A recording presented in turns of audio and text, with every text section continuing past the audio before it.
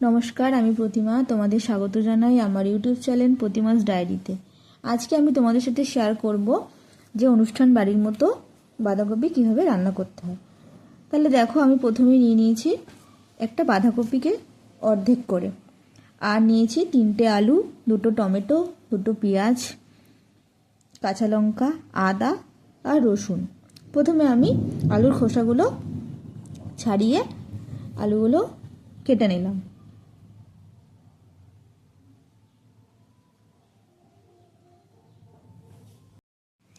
তিনটে আলুই একই রকমভাবে ডুম ডুম করে কেটে নিলাম।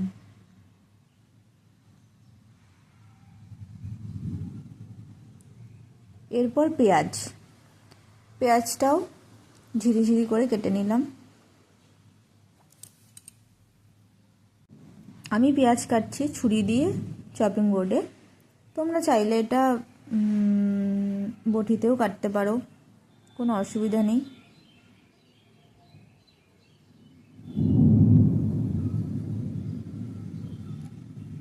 দুটো পেঁয়াজ একই রকমভাবে কেটে নিচ্ছি।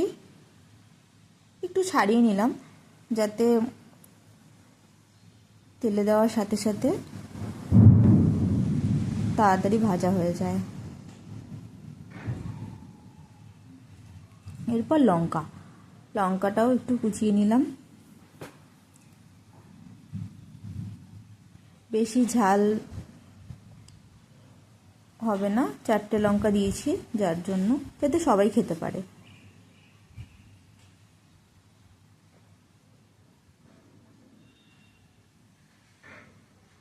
এরপর টমেটো দুটো টমেটোকেও একই রকমভাবে পিস পিস করে কেটে নিচ্ছি।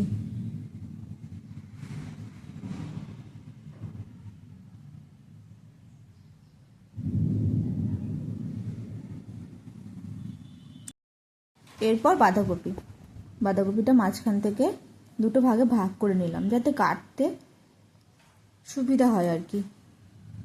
এরপর ঝিরিঝিরি যেভাবে বাঁধাকপি কাটা হয় বটিদাতেও কাটা যেতে পারে, যেহেতু আমি ছুরিতে কাটছি সেজন্য হয়তো একটু কোনোটা একটু মোটা কোনোটা একটু সরু হচ্ছে, অসুবিধা নেই। কারণ আমি বাঁধাকপিটা একটু জলে সেদ্ধ করে নেব যাতে তাড়াতাড়ি হয়ে যায় আর কি। এই পদ্ধতিতে করলে আর কি, সে হালকা যদি জলে সেদ্ধ করে না হয় তাহলে গ্যাসের সমস্যাটা হয় না আর কি।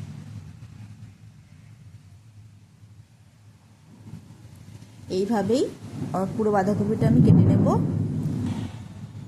এরপর বাঁধাকপিটা কাটার পর জল দিয়ে সেদ্ধ বসিয়ে দিলাম।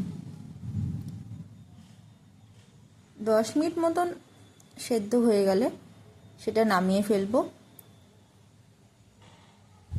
সেদ্ধ হতে থাক। এরপর নামিয়ে ফেলেছি, বাঁধাকপি সেদ্ধ হয়ে গেছে, নামিয়ে ফেলেছি। এরপর কড়াই গরম হয়ে গেছে, কড়াইতে রিফাইন তেল দিয়ে দিচ্ছি। আমি সাদা তেলেই করব, তোমরা চাইলে সর্ষের তেলে ইউজ করতে পারো।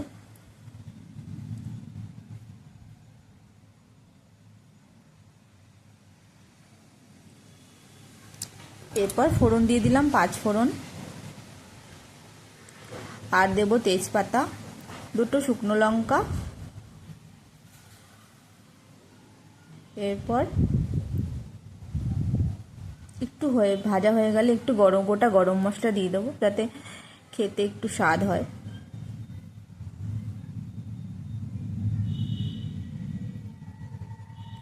এরপর দিয়ে দিচ্ছি পেঁয়াজগুলো, একে একে সব পেঁয়াজ কুচিগুলো দিয়ে দিলাম। এরপর একটু নেড়ে নেব।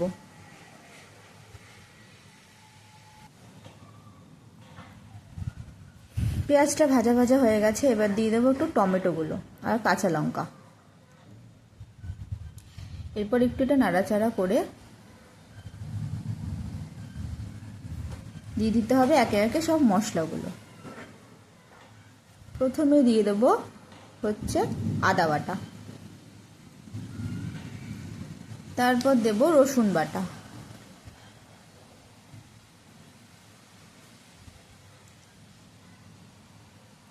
তারপরে দেব হচ্ছে জিরের গুঁড়ো 2 টেবিল চামচ,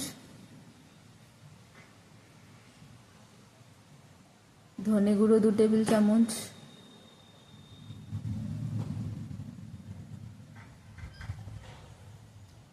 এরপর স্বাদ মতো লবণ দিয়ে দিলাম।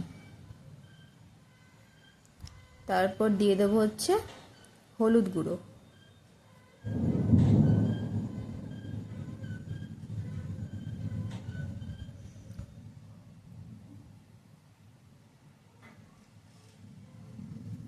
হলুদ গুঁড়ো দিয়ে এরপর একটু নাড়িয়ে নেব। এরপর এটা একটু ভাজা ভাজা হয়ে গেলে তারপর দিয়ে দিতে হবে আলু।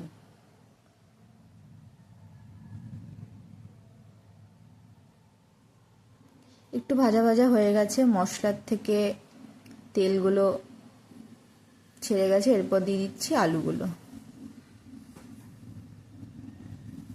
আলু দিয়ে এবার আলুর সাথে মশলাটা ভালো করে ভাজা করে নেব। একটু ভাজা ভাজা হয়ে গেলে তারপর দিয়ে দেবো হচ্ছে কাশ্মীরি লঙ্কার গুঁড়ো।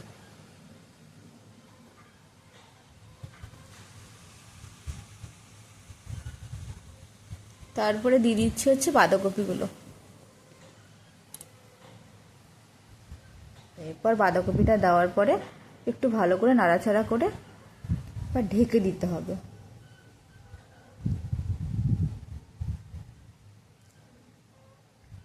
ঢাকনা দিয়ে ঢেকে দিলাম। এরপর শেষমেশ গরম মশলা দিয়ে দিচ্ছি। গরম মশলা দিয়ে একটু ভালো করে নাড়াচাড়া করে নিতে হবে।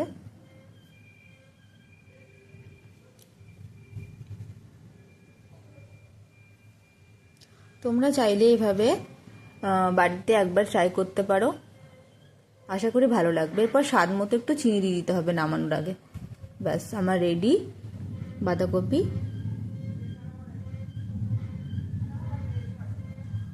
এরপর নামিয়ে ফেলবো। নামিয়ে এই যে অনুষ্ঠান বাড়ির মতন চেষ্টা করেছি। তোমরা একবার বাড়িতে এভাবে বানিয়ে দেখতে পারো, আশা করি ভালোই লাগবে খেতে। আমার চ্যানেলটা একদমই নতুন, তোমরা আমার চ্যানেলটাকে সাপোর্ট করো, সাবস্ক্রাইব করো আর বন্ধুর সাথে শেয়ার করো। আজকের মতো টাটা, আবার দেখা হবে নতুন